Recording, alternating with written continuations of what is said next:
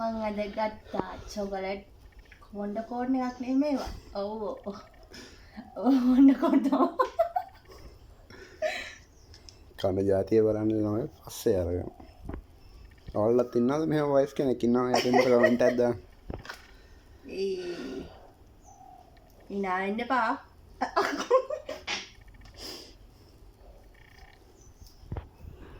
අපි දැන් මේක හදාගමු.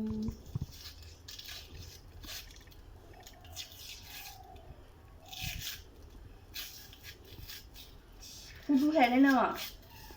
කීයද ලෝග ගණන් කියන්න කට්ටිය. මේක 160යි.